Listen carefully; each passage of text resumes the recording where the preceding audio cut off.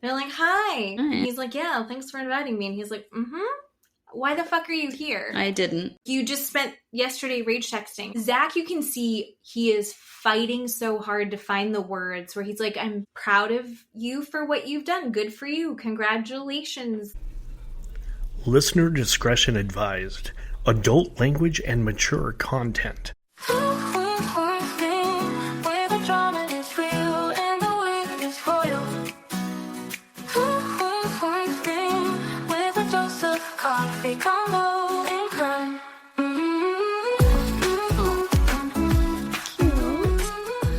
Thank you guys for listening. This is Two Queens, One Screen. I'm Jen. I'm Keeley. And we watched a lot of TV this week. A lot of TV for me today. Yeah, just today. Today, because the newest episode of The Valley came out, and I watched everything. Keeley watched most of it. But there's Keeley has a real job, everybody. I have a job that I do work for, but I did get some TV watching it, so I am caught up. But we have it just so good. So we've got The Valley, but I want to start with Love Island. Love Island started off slow for me, and it is cuckoo bananas, and I love it. Keeley, what have you seen? And I'm then going to tell you all my favorite parts that you missed. So I have seen everything up to last night. I've only seen up to where Huda and Jeremiah, the next day, they're having their argument in the morning. And everybody... No, you have to be more specific because that's literally every episode. I know. I'm so sorry. Well, after the date, the recoupling, they went on the date, the boat. They came back. Everybody went to bed.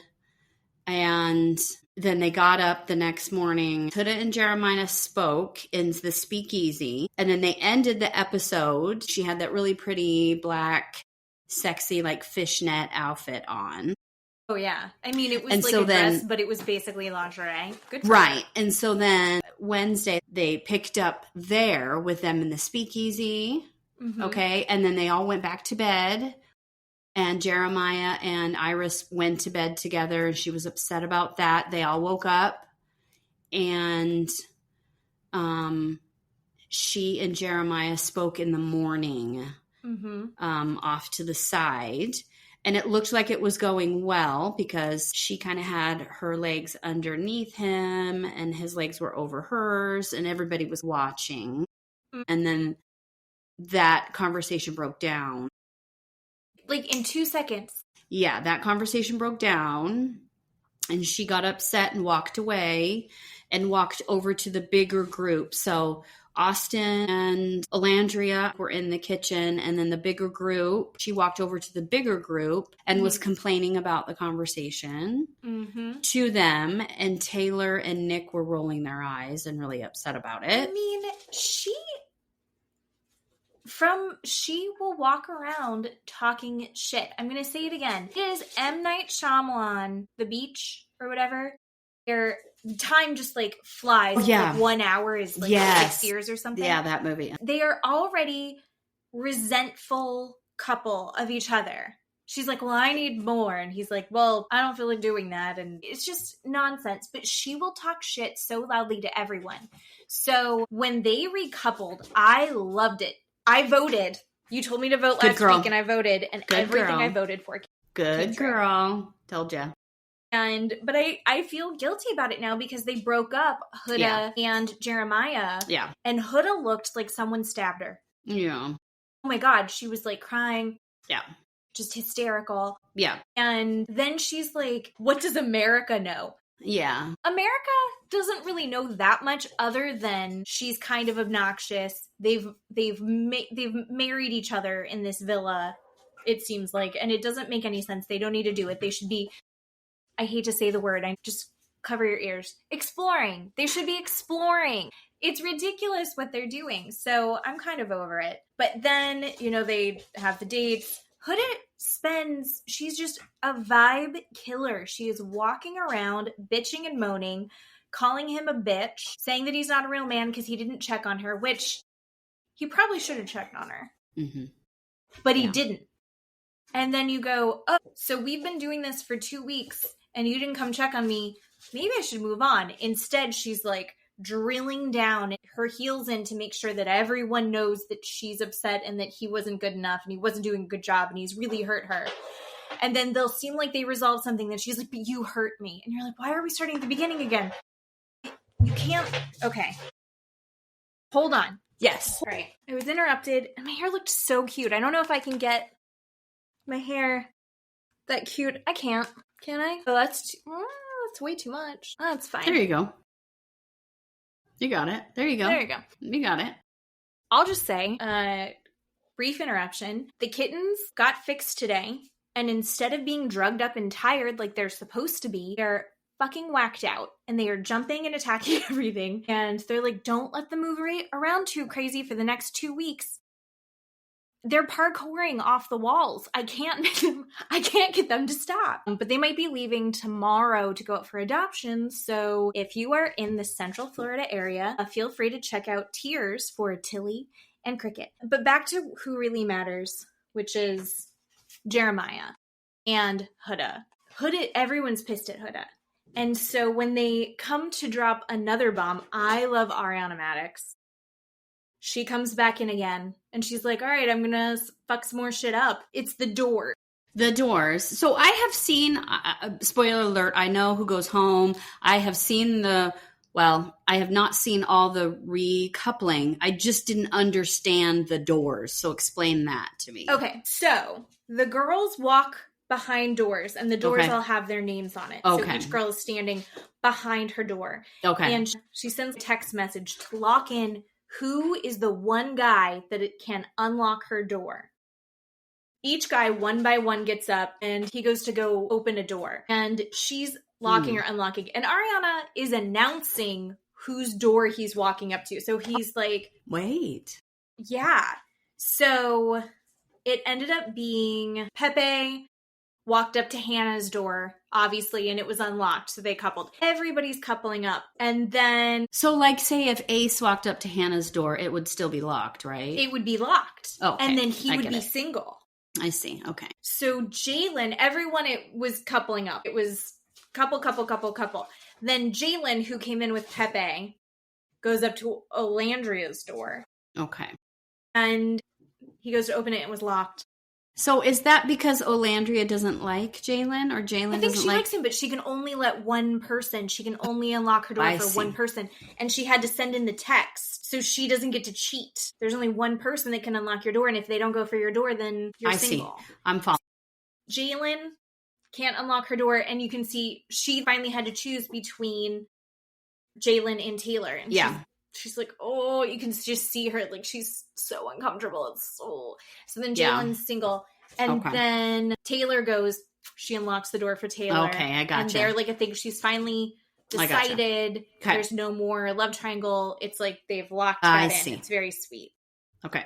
Then the last person is Jeremiah. Jeremiah is either going to go to Huda or to Iris. Thank you. It's an old lady name. I love it. Love an old lady name. So he is picking between Huda and Iris. Okay. And he goes to Iris's door. And that's the only one that Ariana did not announce. So when you see the door and, like, including the girls, we didn't know who he was going to pick. Okay. And then he picks Iris and they're, like, so excited. And Huda, she's talking shit. And then he's like, you know what? She's like, I knew he was going to be a bitch. And then he's, like, respectfully talking shit. And he's like, you know, I just wanted someone that was going to be a little bit more level-headed. Mm-hmm. So then... And it the was elimination confused me, too. Yeah. I saw it, but I didn't understand what they were doing. Yeah, it was a little convoluted. But everything in this game is a little convoluted. So then, Huda and Jalen are the only people that are left over single. One of the single people is going to get voted off because you're vulnerable. And everyone's like, shit. Mm-hmm. I for sure thought Huda was going to get kicked off because Huda has been such a pain in the fucking ass the last 2-3 days, however long that they're there. All she does is bitch and moan and talk shit and cry with her big fake eyelashes, which I love a fake eyelash, but hers look like they're made out of construction paper. I'm sick of it. And all of her eye rolling. God. Ariana starts calling up the Islanders, and they have to stand behind the person that they want to stay. Okay. Jalen got Pepe, because he and Pepe came in together. Mm-hmm. Jeremiah, of course, because Jeremiah's like, get Huda out. Mm-hmm. And then also the guy that looks like a hot version from what's-his-face from Mad Magazine. What is his name? Nick. Baby Uncle Baby Billy, Nick. Yeah. So, he gets 3 guys. Mm-hmm. Everyone else gets behind Huda, including Iris, who Huda ripped apart. Remember when she did that backbench? Yeah. But anyway, that's the end. Huda still there for some reason. All right. I don't think she's much longer for this world. Okay. On Love Island. All right. I think she's going to get out. I hope. Let me just throw something out there to you. Okay. Let me just play devil's advocate here for a minute. Last season, we saw the PPG, right? We saw Serena, we saw Janae, and we saw Leah. And they rode hard for each other. They were there for each other, right? When Rob treated Leah like trash, Serena stood in front of her and said, we are not doing this. We are not talking to her like that. Step away. Get your ass over there. Don't fucking say these things to her. Right. Mm-hmm. She did not let Rob treat Leah disrespectfully for 1 second, for 1 moment at all. Correct? Fair. Yes. Can we just think about that for a minute with Huda? Can we just imagine, or even just rewind for a minute? This girl does not have one friend there. I disagree. No, she does not. So? No Everyone one stood comes. behind her. The girls are rallying. You don't think so? When she's walking around, no one checks on her. No one comes to her. Everyone rolls their eyes at her. Mm-hmm. No one says, are you okay? No one wants to talk to her. She has nobody. Everybody talks behind her back. Everybody says, you're the problem. Mm-hmm. Nobody says Jeremiah is the problem. I think Jeremiah love-bombed her from day one. Mm-hmm. And she just emotionally got invested in this man that completely love-bombed her. Sure.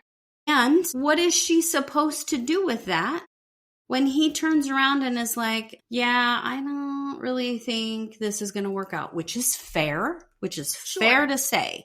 That is fair to say on this show.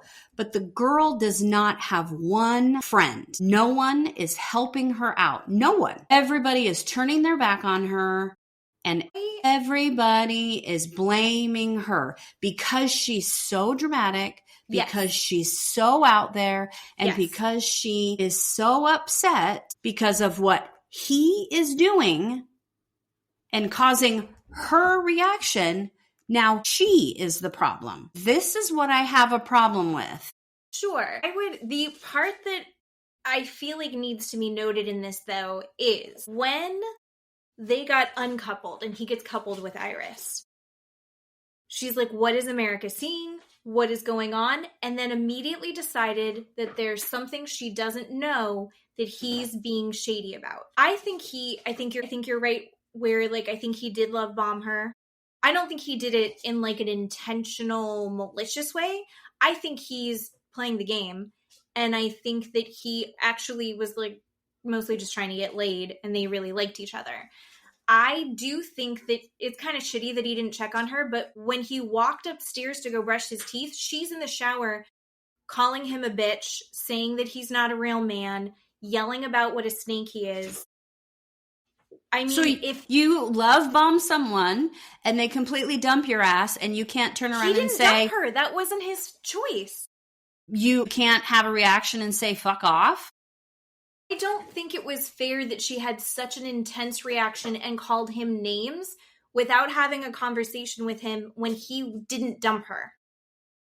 So when he like went and took space, should he have checked on her? Yes. Yeah, he didn't check on her.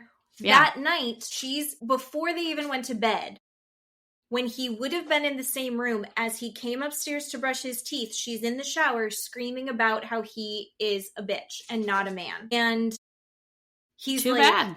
Too fucking bad. But he didn't break up their relationship. I did. You're right. Voted You're right. against I voted that too. I totally voted that too. So I don't think it's fair. You don't go on this show to love bomb someone. This is not what this show is about. To love bomb someone? No. Kind of. I think it kind of, I mean, they're literally trying to find love. And they're like, I don't think that he's doing it to like manipulate her. I think he... Oh, 100% he is.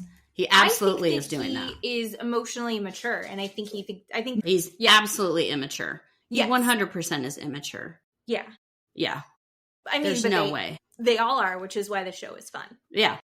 But I think there's a certain point where you need to be sad. I think you need to get it out. She has gotten it out, but then she just keeps going and keeps going. She has no friends. She has no one to talk to. They talk behind her back. They talk behind her back.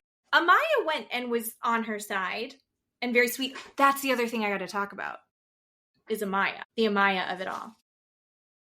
Amaya, I just talked shit on the whole time last time. I still don't like Amaya, but I respect her because when Charlie, he had like gone and tried to talk to her because Hannah was with Pepe. Yeah. And he went to Amaya and was like, let's figure this out. And Amaya's like, listen, I think your feelings are hurt. I think that you're acting really rashly. I think you're not really seeing this clearly. She's my girl. I'm not going to do that. And I'm going to tell her. I was like, holy shit, Amaya, you're dumb as rocks. But then that was the capacity for emotional intelligence and self-awareness and like, I'm going to handle this fairly, I thought was amazing. So like, I don't want to hang out with her, but I do respect her. Yeah. I think Amaya is a good friend. I think Olandria is just, she was a good friend and now she's getting sick of it. I think her best friend was Bella. Bella's gone. Yeah. And I think that even Iris was like, hey, you were in a shit situation and I'm sorry about this. Like, she's getting support, just not the loud vocal support that she's putting out there. She's not getting that back anymore. And she's telling everyone about their value, but she's not getting that conversation back to her. She was like the mom of the group. But here's the thing. When you're the mom, you don't get the support back.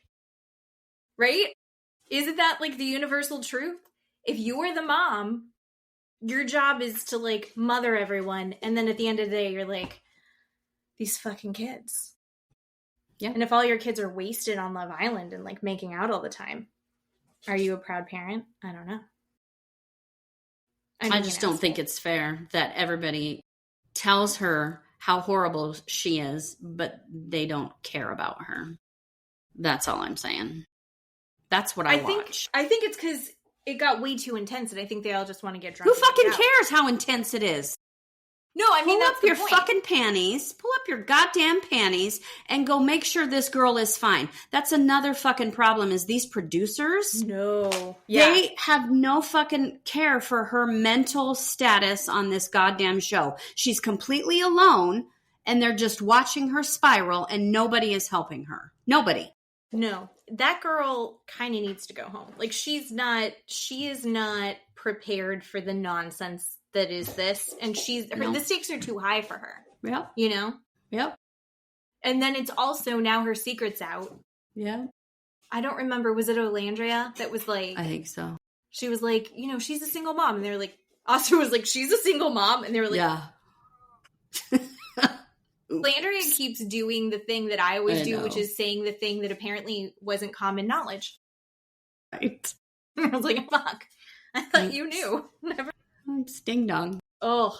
Who's at the door? Also, I love that Pepe, former pro basketball, it must have been in another country. Was he pro basketball in the U.S.? I don't think so. I feel like Eastern Europe and like Spain, they have pro basketball. Yeah. Because he does not look like an American pro basketball player. No offense, Pepe. He just doesn't seem tall enough. Right? But he's a retired pro basketball player. And seemed like a better fit for Hannah, long run. Hannah, who was hysterically sobbing over Charlie. Yeah. 2 days ago? It's hard to watch, yeah. And now she's already all in with Pepe. Good for her. That's what we need. That's what Huda needs, is the ability to rebound like Hannah. Yeah. Get a really good cry out. Yeah. That's what Huda needs, is to get the whole cry out before you go back to anger. Get the whole cry out, and then you're going to be fine. Yeah. But I also think Hannah's just a little slutty in the fun way. She's like fun slutty.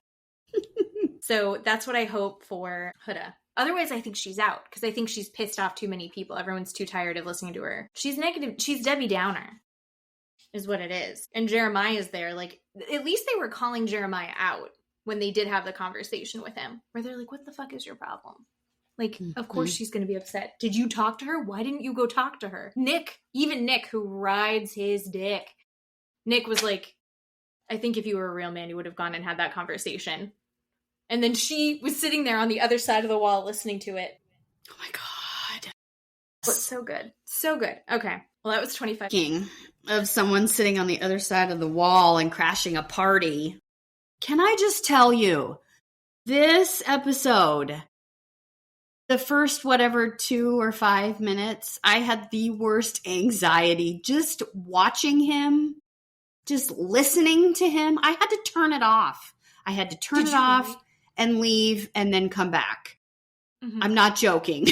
I almost texted you and said, I can't do this. I can't watch this. You're going to have to just have story time because I can't do this. But I powered through. I'm good. It was difficult. Valley episode 10, Jax is at a rehab, and it is so fucking uncomfortable. Mm-hmm. Because he talks a big game, right? That's what this whole fucking episode was him telling everyone over and over and over again that he had 7 hours of therapy, that the problem wasn't really alcohol and drugs, although he is sober. It's his anger and needing to work through those issues in his mental health. I'm blind. Going over and over and over again about all of this, and Cruz is his reason for working so hard, and you know, people really should have been holding him accountable, and he has a rage problem, but he's really working on it, and he realizes that it's all on him to make better choices, and then immediately backsliding within 30 seconds. The next sentence. The next sentence. So Jesse picks up Jax from rehab, and he's like, congratulations. He's like, 31 days sober, and he's like kissing his coin for being sober, which... Vomit. I genuinely I believe that addiction is a disease. Mm-hmm. I believe it's something that should be held to esteem. I think that you can be an addict who is sober, who's also an asshole. Yeah. And I think Jax Taylor is a perfect representation of that. Ugh. There are people who change and they are a different person when they are involved in drugs or alcohol and there's some people that are just assholes. Yeah. And Jax is just an asshole. Yeah. And I don't find his sobriety as impressive as... Is it even sobriety? My God, no. That's what even Danny says at one point, dude. You went to anger rehab. Did you even learn anything? I mean, what are we doing?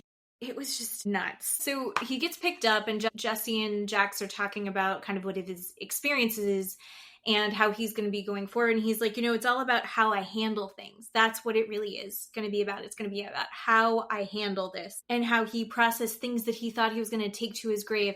And then he's like subtly threatening his mother. Did you notice that? Yeah. Because we all know, if you know anything about Jax, he's not talking to his mom right now because he doesn't like how she handled his father's sudden death, which, okay. But he then is talking about his entire life. The real problem is that he's never been held accountable. So it's literally everyone else's fault for not holding him accountable hard enough. Really? Okay. That's what they taught you? Okay. They taught you that? Okay, sir. And he said that people need to stop giving him chances. And Jesse... God bless him. Yeah.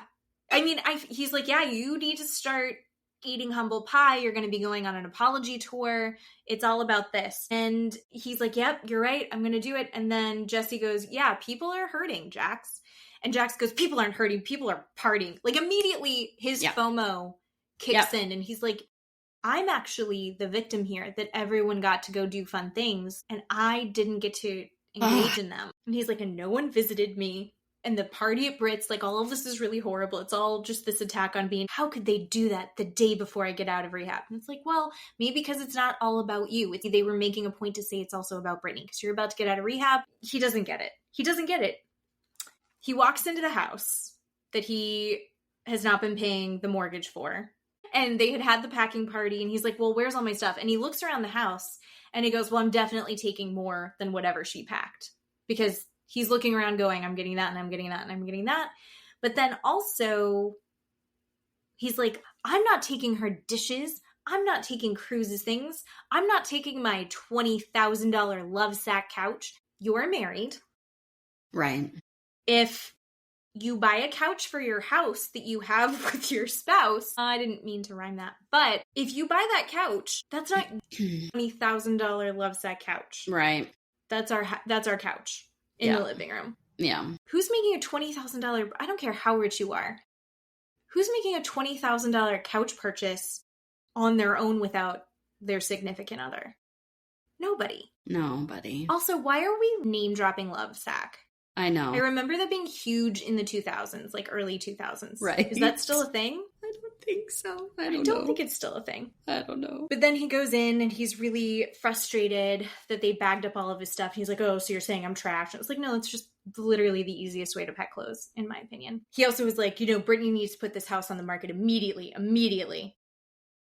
And Jesse's trying to talk him down. He's like watching him wind himself up. Mm-hmm. Jesse's sitting there trying to be like the voice of reason in this. And Jax refuses to hear any of it. And here's where I knew my alarm bells were going off that Keeley is going to lose her shit when she watches the scene.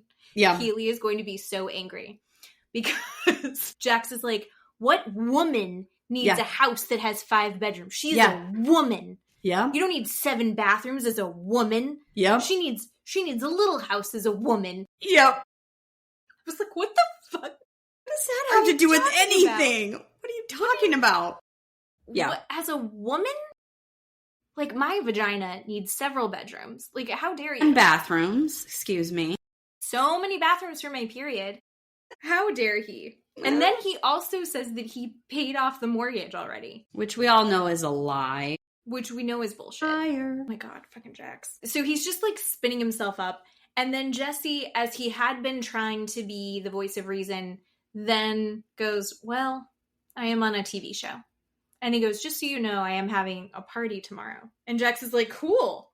Am I invited? And he's like, well, kind of not really. Know. Michelle's not coming. And it's really a party for Zack, who the night before had thrown the Britts bar party, and Jax had been rage texting the owners of Jax's bar and going, why the fuck is Zack there? Kick him out. Yeah. And the owners were like, no, he paid for this. And, he's like, well, it's really like a surprise party for Benji, his boyfriend that's coming into the town. Yeah. Because he got his visa. And he's like, I don't care. It's your house and I'm going. Like, Jax doesn't hear himself as Jesse's trying to, like, gently go, I don't think it's a good idea for you to come. Yeah. He never actually said that. Or if he did say it, it would edit it out.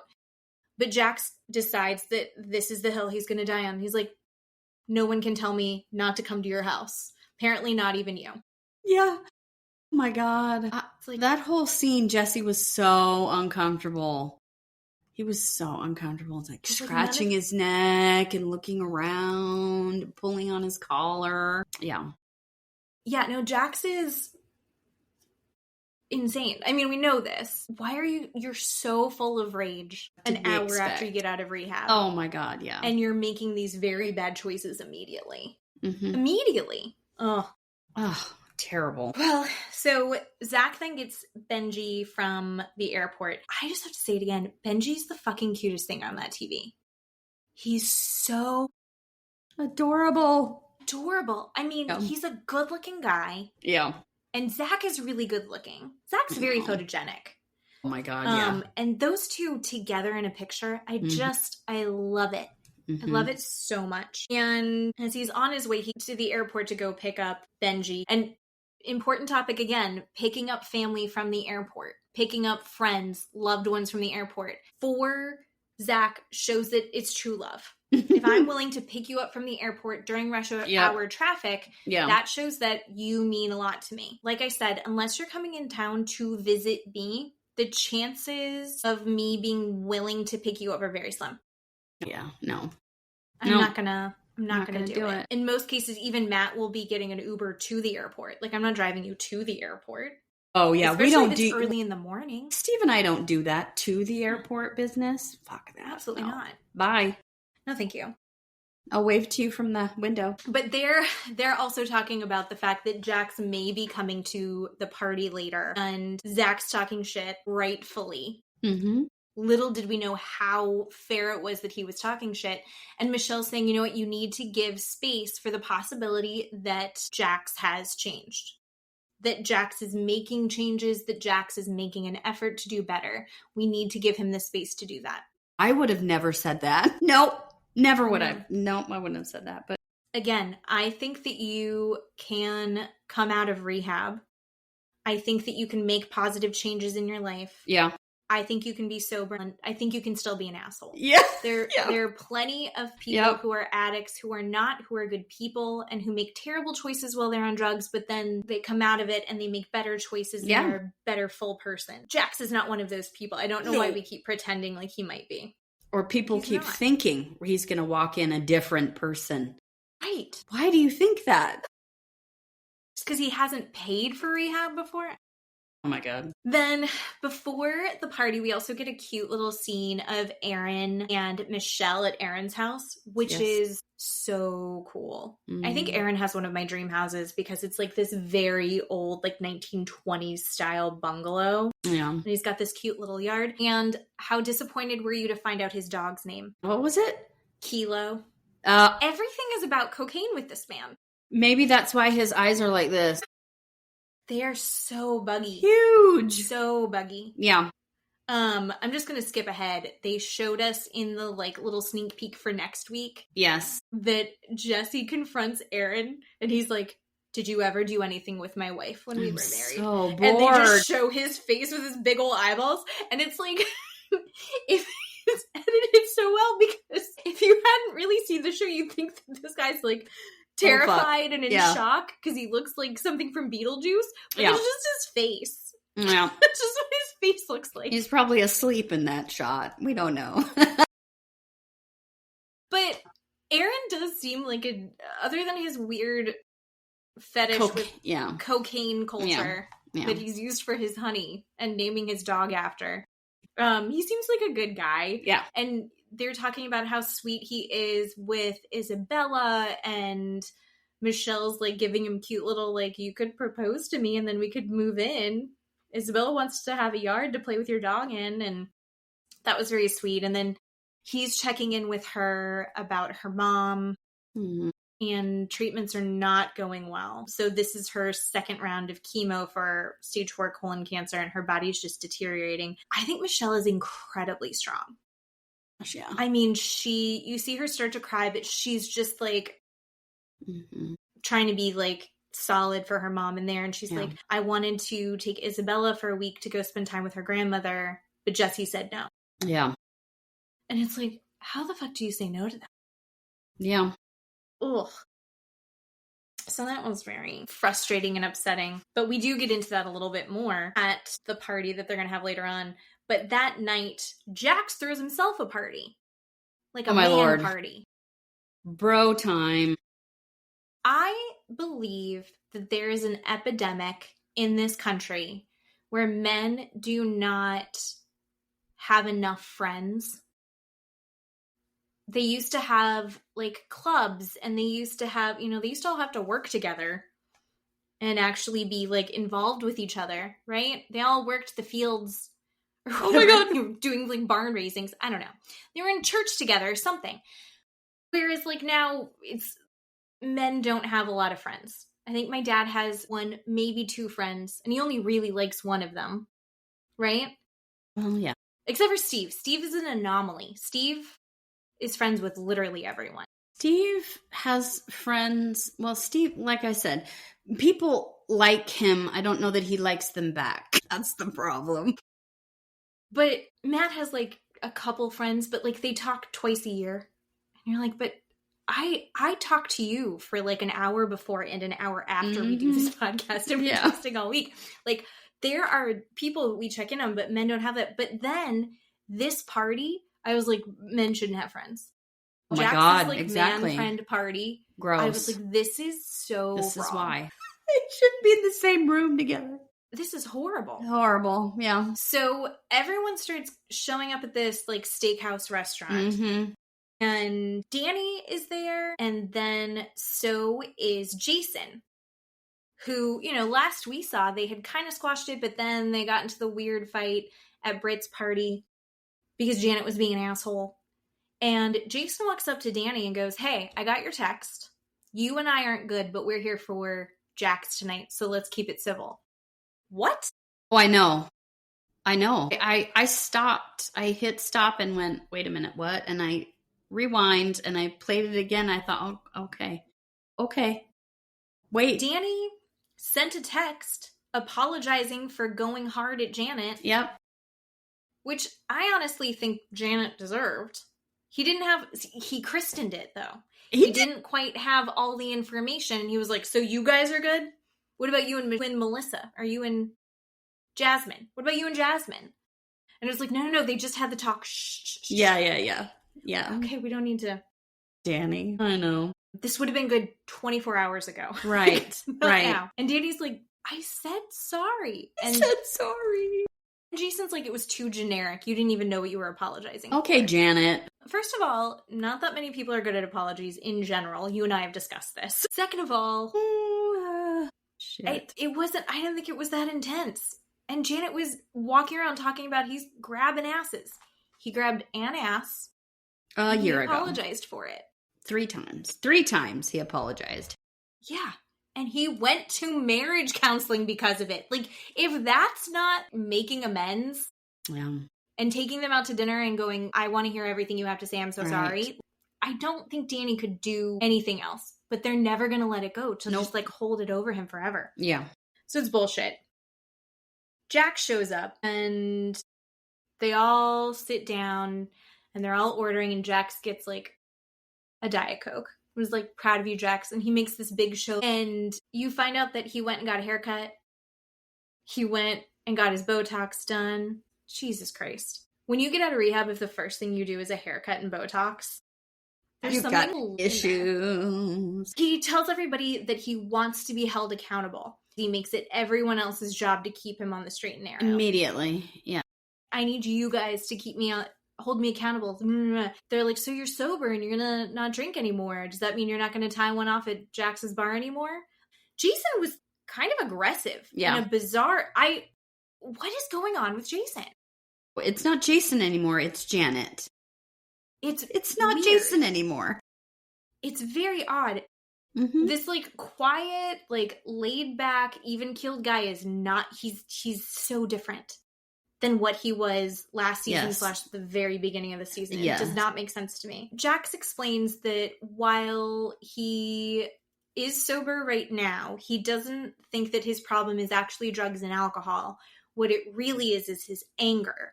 And then he drinks and does drugs to numb the anger, but it actually makes him more angry. So he will still have a couple glasses of wine, but he won't ever get shit-faced again. Okay. But then also on Watch What Happens Live, he said he was like 221 days sober.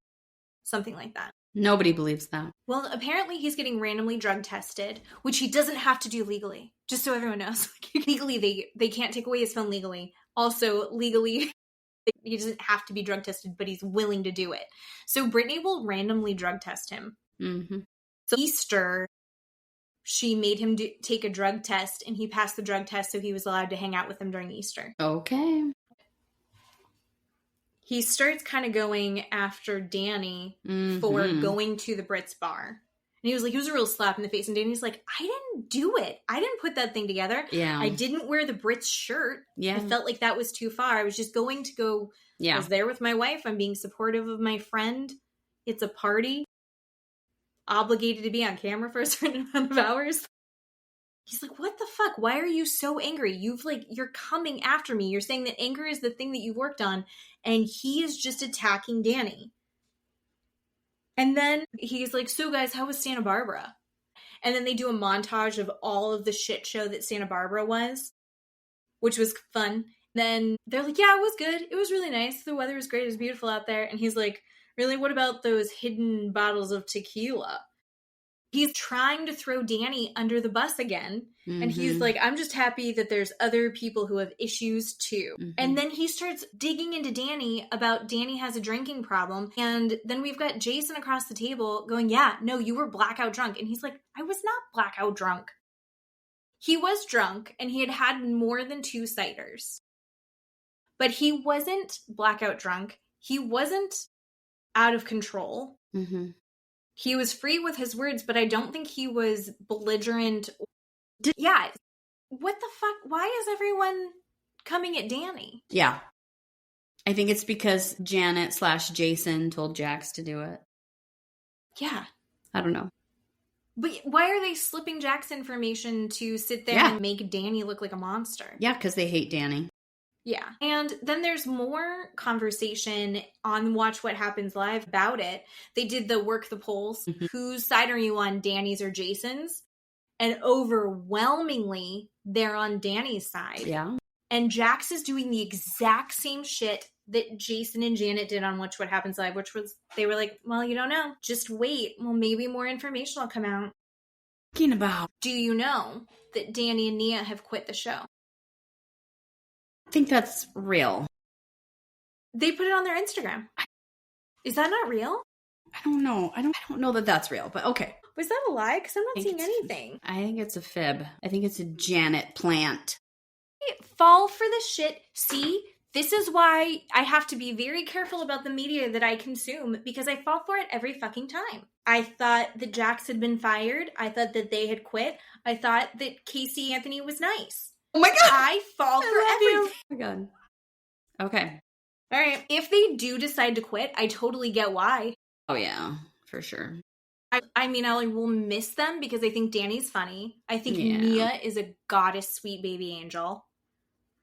And I think that would be a super big bummer. But I totally would get it if they did. Yeah. Please don't. Please don't. Here's the other thing. And Matt made this point, so I want to give him credit. It literally could be any person on this show. Janet could have gone over anybody. And I think it's because Janet wants to be the number one guy in this group. She wants to be the number one couple, right? And it was like neck and neck between her and Nia because Jax and Brittany falling apart. The bougiest, hottest couple, Jesse and Michelle, getting divorced. It's a shit show, right? Yeah. Kristen is a mess. Kristen, yeah. Kristen's Kristen. And Luke is Timu Tintin. Yeah, if they could pick anybody and have that exact argument. Yeah. They could do it to Zack. They could do it to Jasmine. They could do it to Brittany. They need to have a storyline and they want to be the number one couple. They're like, look at how good we are with our brand new baby. And my labor law lawyer husband. And I'm best friends with Sheena Shea and Lala. I think she just wants to compete. And I'm going to be honest, who wants to compete with Miss USA? Like, Nia is beautiful and kind and reasonable. Yeah. And open about her fertility struggles. Yeah. And baby blues. Nia's basically perfect. Yeah. So let's make her into a secret liar who wants to brush everything under the rug. That was Matt said. ridiculous. It could have been anyone, and they just picked them, and so I think that's why they picked them. That's good. I could get behind that. I need to make one of the boards that I can be like, this is all the strings. This is my conspiracy. But yeah. So later on at Jesse's house, and they are having the surprise party for Benji. And there's a couple things just at the front of this house. One, the party's happening at Jesse's house because Zach's apartment is too small to have this surprise party. It's just teeny tiny little apartment. So Jesse offers his house. Jesse, super bougie, he's got, a bar set up. He put all the fancy stuff out. He wants to really host a nice little story, kind. which I thought was nice. I'm wondering if that was one of the things that he put in that binder that Michelle talked about, that he created a binder about how he was going to, like, funny one-liners. Yeah. Little quips and things that he wanted to be able to say. Also plans for how he could really embed himself in the show. So, like, befriending Kristen was one of his plans. I'm wondering if befriending Zack is also one of the plans, because he and Zack did not get along last season. Yeah. Which, I'll be honest, if you offer to host a party that I want to throw at your very nice house, then I'm going to forgive that you shoved me in a hallway at a benefit. Like, right? That's fine with me. But no one can figure out his front door.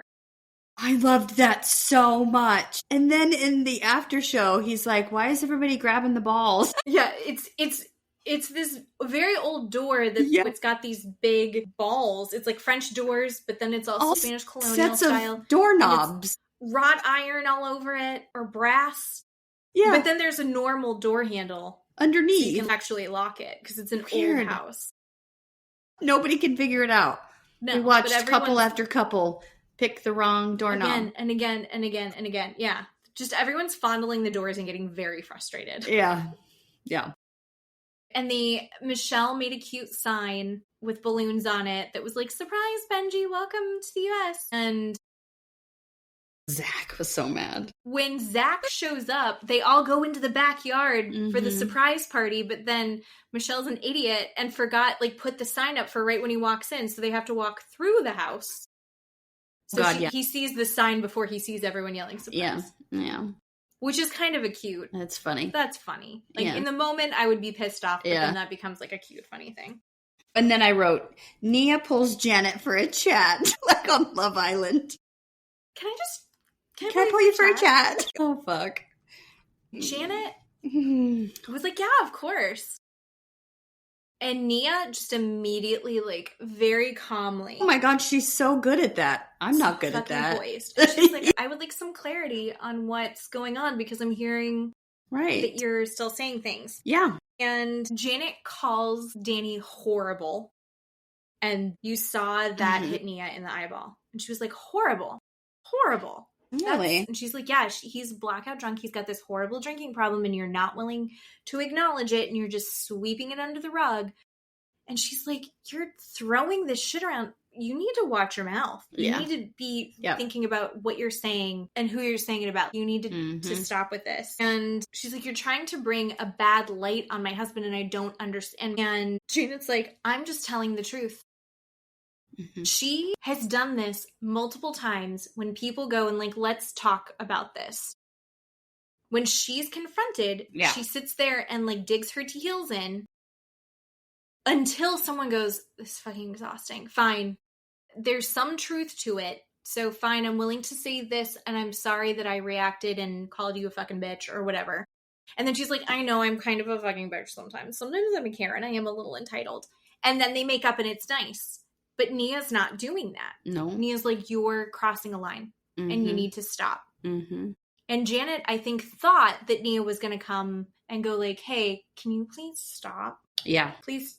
I know that he was not nice. I wish he was nicer to you, but can you please stop? And Nia was not doing that. Yeah. And he's standing up for her husband, I think, in a very real way, that she's entitled. And I think that's the correct way to do that. Yeah. So Janet goes, okay, I'm out, and gets up and walks away because she doesn't know how to handle that conflict. Yeah. She cannot take any responsibility for what she's doing. She will double down over and over and over again rather than accept any accountability until after she knows she's definitely safe. Yeah. She's hell-bent on taking them down. Cool. She sucks. Also, did you notice that Jenna was there again? Oh my God, yeah. And Jenna's like hitting on Jesse. Yeah, weird. Jenna is the new Janet. She's trying to wiggle her way in. But at least Jenna has backstory with some of these people. Yeah, that's true. Right? That's true. I'm actually here for it. More Jenna. I think maybe, I love her redhead. Make Jesse maybe nicer or normal, or we can No, I think she's messy. I get a messy vibe from Jenna. She's like, isn't it weird that, like, I fucked Aaron? So crazy. I'm gonna go tell everybody.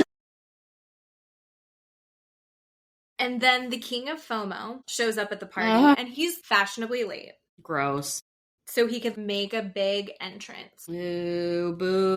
And then he starts doing his song and dance about just spent 7 hours a day in rehab, and I was in rehab for the last 30 days, and I've got a lot I got to work on, and this is going to be a real uphill climb for me, and I would like to be held accountable. I love that Jesse's life coach was there for some reason. I know. And he was gunning for that camera time. He was like, so Jax, how's it going? Yeah. What's going on, Jax? Gross. What's going on with you? And Jax is like, oh, you would like me to take some opportunity to talk about myself? Sure. Yeah. So obnoxious. He just starts throwing out shit immediately after talking about what a victim he is and how hard he's been working. He then goes, I really hope she's spending time with Cruz. Oh, and I think he said that to Kristen. Yeah. And Kristen is the best friend in that group. Like, true good friendship. She has been friends with Jax for, what now, like 15, maybe 20 years? Who knows, right? She had sex with Jax. Yes. Well, and I think he went down on her during Drive. Yes. While her boyfriend was asleep in the other room. Sorry, spoiler. But now they just feel like brother and sister. You know how that happens where you so gross. Have sex with someone a couple times and they feel like your sibling? Ugh. Anyway. I love that we did that at the same time. That was for Matt. But she's like, Jax, she's a good mom. Mm-hmm. And like, you can't come for her for not being a good enough mom. Like, and especially to Kristen. Kristen's like, really? You're going to say that Brittany's a bad mom? Brittany's the best mom. How fucking dare you? Where have you been? Yeah. But she's like, I want good things for you, Jax. I want this to be good. Like, what the fuck are you doing? And he's pissed at Kristen for not going, oh my God, you're working so hard. It is so hard for you. You're doing such a good job. Oh, yeah. Brittany's being mean to you. That's so hard for you. And then he walks back and he's like, I'm so jealous of everyone drinking. Can everyone acknowledge that he's sober again? Please, every 10 minutes, somebody has to say that they're proud of him, or else he'll unravel. And in one of the corners, Nia and Danny sit Jesse down. Yeah. And are like, hey, what's going on here? Because Isabella should be able to go see her grandma. Like, are you going to let Isabella go see her grandma? She's dying and it's awful. I'm curious about your feeling on this. Jesse explains that he wasn't actually told how sick Michelle's mom was. Mm-hmm. And that he does think that Isabella needs to go spend as much time as possible with her grandmother. Yeah. However, Michelle and he need to sit down and have a talk with Isabella to explain what she's about to have to go through. And, she's 5 or 6 years old. Yeah. Her parents are getting divorced. She's having to move. Like, there's a lot on this little girl's plate, and this just feels like too much. But he does want her to go see the grandmother. Mm-hmm. But they just have to have that conversation first. It's just logistics after that. I don't know if I believe him. No, I don't believe him at all. Which feels shitty to say. Yeah. But I don't feel comfortable with her going to go see her grandma until I sit down and have a talk with her. Yeah, no. We need to sit down together and have a talk with her. If someone's mother is dying, you say, oh my God, I'm so sorry. What do you need to do? I think that we should have a talk about our daughter. So how can we do this? Like, what do you need from me? You can advocate for your daughter while also letting it all happen. And I think he's put in roadblocks. Oh, yeah. Although I'm willing to say that there is a solid chance that Michelle isn't telling him all of the details of her mother dying. There might be some withholding of information, but I don't think that's enough of an excuse at this point. Like, what else, though? What other information? Like, maybe she didn't say the chemo didn't work. I don't see Michelle being, like, super open with him about that kind of stuff. I think but why would she have to? Oh, that's what I'm saying. I don't think she does have to. I just don't. I think it is believable for me to say, like, maybe he didn't actually know how sick the grandmother was. I believe that. Yeah. I believe that. But then once she's like, I need Isabella to go spend a week with my mom because my mom's dying. Yeah. Then you go, okay, what do we got to do? Yeah. You don't go, well, we need to sit her down. I'll let you know when we can have a talk with Isabella and then she can go see her grandmother. Like, that doesn't seem fair. So, nope. I don't know. That kind of bummed me out. Yeah, that was sad. But I think also Nia having that conversation might have been super helpful. Because he has such a voice of reason in that. Oh, yeah. Yeah. And then Zack stops Jax from seeing Brittany. That was my favorite scene. I mean, we want to talk about belligerently drunk. I don't think he was belligerently drunk, but he was belligerent. That was awesome. I love Zack. I know. So, Zack is a good friend to Brittany. We've talked about this. He isn't getting enough credit from Brittany for what a great friend he is. Brittany has been avoiding Jax this entire party. Yes, just walking in a maze. Wherever she can make sure she's not in the same room with him. Yep. She's listening to his voice and it's triggering her. But she's like, I'm not here to ruin the party. And people are checking. And she's like, no, I'm okay. I'm just going to stay over here. It's fine. I don't want to see him. I don't want to talk to him, but I'm fine. I'm over here. Mm-hmm. I think she handled that as well as she could. Mm-hmm. But then... Are they in the laundry room or something? Where were they? Maybe like a pantry? Laundry room, something? Yeah, okay. But it seemed like right outside that door is probably access to the back patio. Yeah, okay. At least say hi to each other. They're like, hi. And he's like, yeah, thanks for inviting me. And he's like, why the fuck are you here? I didn't. You just spent yesterday rage texting. Zack, you can see he is fighting so hard to find the words where he's like, I'm proud of you for what you've done. Good for you. Congratulations. Good These job. words suck in my mouth that I'm saying. Yeah. It's like peanut butter. He's like, good. He's like, yeah. And he starts going through his whole spiel of like, I'm 31 days sober and I had 7 hours a day of therapy. And Zack's like, and here's my cue. So in between those, were you working on things with your therapist? And he's like, yeah, I was journaling. I was spending a lot of time and he's like, and rage texting and doing all of that. And he's like, yeah, well, she took my son away from me. First of all, we know that Brittany took Cruz to go meet up with Jax so Jax could see him. Yeah. But we also know that Jax hasn't bothered to try and see Cruz since he got out of rehab. Yeah. Again, haircut, man dinner with all of his man friends, Botox. Right. And then he says, was it the after show that he said, well, I wanted to look nice before I saw my son? Was that what he said? He's like, I wanted to make sure I looked fresh. And I wanted him to see his dad looking good. And okay. He's 3. He does not give a shit about whether or not you have forehead lines. Gross. So gross. So dumb. Zack shuts down the whole thing. Okay, she didn't take your son away from you. You also haven't tried to see him yet. Yeah. And also you've been rage texting the whole time. So yeah.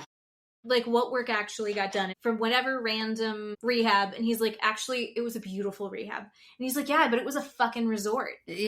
Awesome. So and he's like, well, we aren't talking about the text messages. We're not talking about whatever I did 5 years ago. He didn't rage text the night before. Yeah. He's just dismissing it all. Yeah. And he's like, that's the old me from 48 hours ago. And he's like, also, don't go into my bar anymore. I don't want to talk to you. I'm going to go talk to Brittany. And Zack's like, she doesn't want to talk to you. Zack rides so hard for her. And he's like, well, that's my business, not your business. And he's like, well, no, you're at my party. So you can't go talk to her right now. She doesn't want to talk to you. So, and Jax is like, I don't need this aggravation. You're being rude. I don't need this. I'm going. He's taking the high road by leaving. It's like if you hadn't taken the high road would have been not going there in the first place. Right. Amazing. You went in there to try and make that party about you. Mm-hmm. And to make Brittany uncomfortable. He did. Oh, yeah. Oh, he just sucks. The next day he's actually back at the house. Brittany is not there. Mm-hmm. But he's back at the house with Jason and Tom Schwartz. Oh, Tom Schwartz. I genuinely feel badly for Tom Schwartz. He's in a pickle. In this, he has been accidentally shackled to Jax in a way. Yep. It's so funny because they're showing Jax moving out of this place, and then they show a flashback to the beginning of him getting Jax's bar ready to open. And Tom Schwartz says, just so you know, a year from now, you're going to be broke and moving in with me. Getting a divorce. And look at what's going on. Yeah. Tom Schwartz was trying to make a joke, and it turns out he's Nostradamus. He's an oracle. Amazing. And then he's like walking around the house and he's like, well, I'm taking this and I'm taking this. And he's like, I've done everything that she's asked, but I'm still being punished. Yeah. She's not giving me my way. And we're like, what have you done? You haven't given her the money. Yeah. I swear to fucking God. Give that to me. Oh my God. Do you know how much editing I'm going to have to do because of this? Mommy. Hi. You're both hi. Okay. It's a little teen mom humor for you. He doesn't understand why he's being punished. And it even pops up. I don't remember if it was Watch What Happens Live or the after show where he's like, why is she so hurt? Like, why does she want to get divorced in this way? I never cheated. First of all, you did cheat on her with Faith, and we just don't know about any of the other things that probably happened. But if it never happened, fine. You threw a table at her. You were verbally abusive to her. You have been financially abusive to her. How? Yeah. He's like, I never cheated. Fine, you never cheated. You threw a fucking table at your wife and injured her. Yeah. Why does she want a divorce? Give him a whole list. And he's like, oh, yeah, well, but he's like, I didn't cheat, therefore she's the villain. She's the bad guy. Yeah. It's fucking terrible. Fucking sucks. But yeah, so they're going around the house. Jason is there, and Jack says that Brittany had blocked him, so he has no way of contacting her. Brittany says in the after show that she unblocked him from everything the Wednesday before he got out. Yeah. So he could, but he just never bothered to check, I guess. And Jason says, don't take the computer. She wants to log out of everything. Yeah. But then you can take the computer. But she's got stuff that's still logged in. So she just wants to be able to log out. Also, leave a key to the house. And on your phone, log out of all the cameras. Yeah. And Jax is like, not until I get to see my son.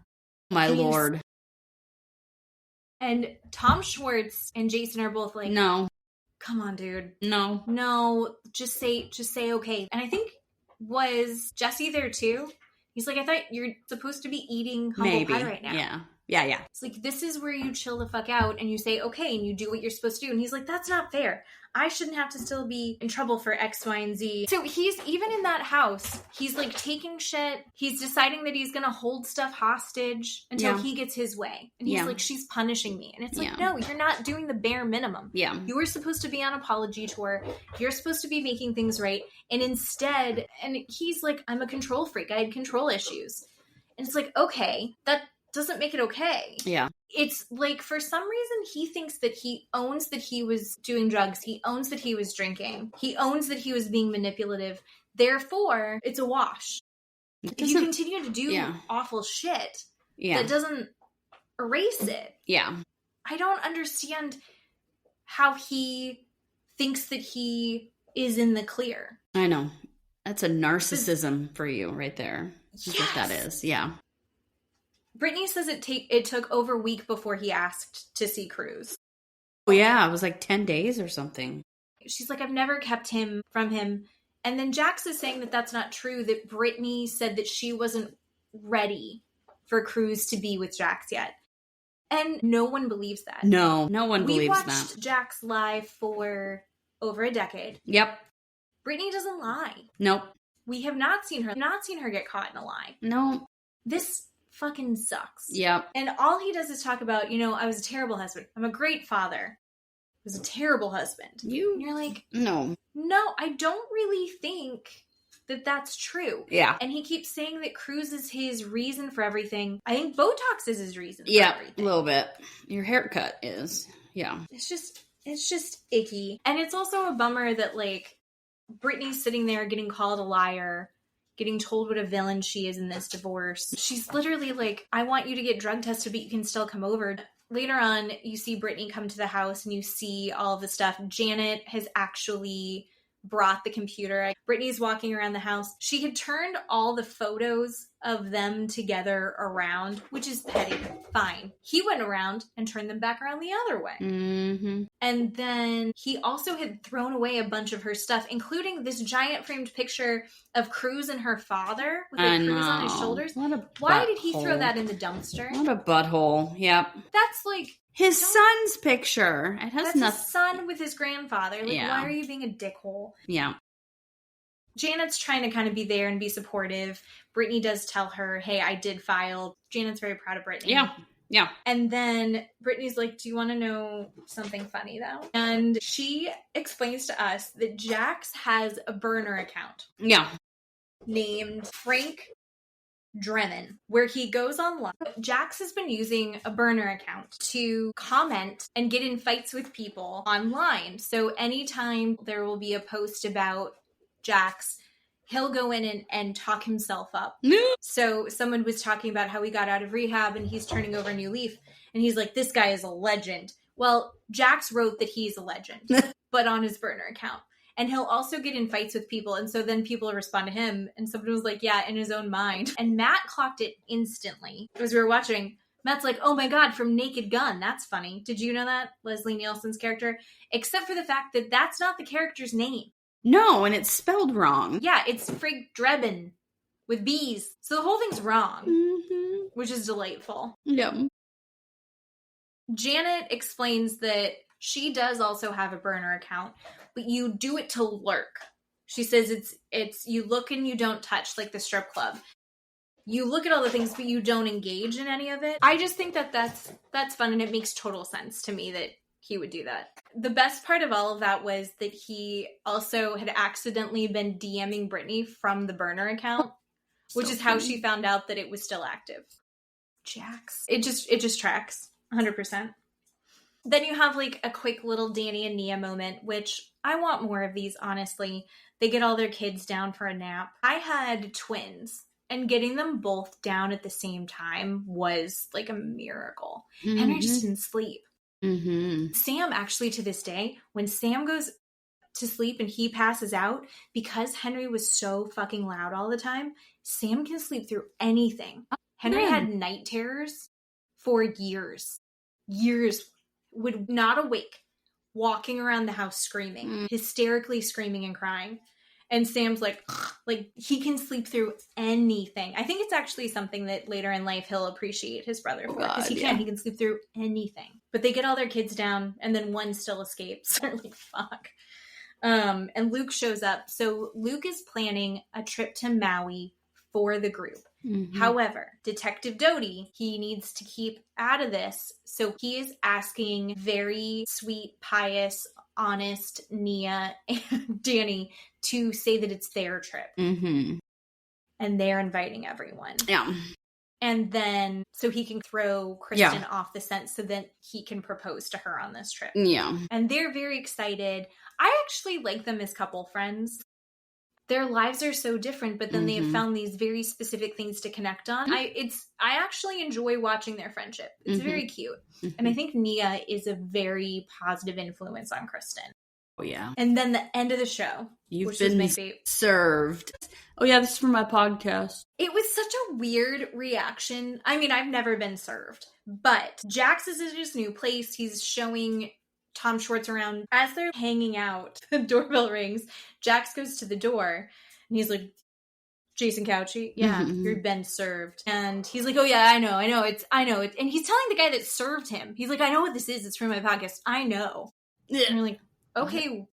Weirdo. No. Why are you defensive for this poor process server? Is that what they're called? Yeah. But he goes inside, and Tom Schwartz makes a joke. Oh, you've been served? What, divorce papers? And then he's like, no, that's actually divorce papers. And Jax is like, yeah, I kind of knew that this was coming. Like, he's trying to brush the whole thing off. This is where we need your legal expertise. Tom Schwartz has been through this. And he's like, oh no, as far as divorce papers go, like, this is a love letter. I want it to be expeditious. We want to save as much money as possible, blah, blah, blah.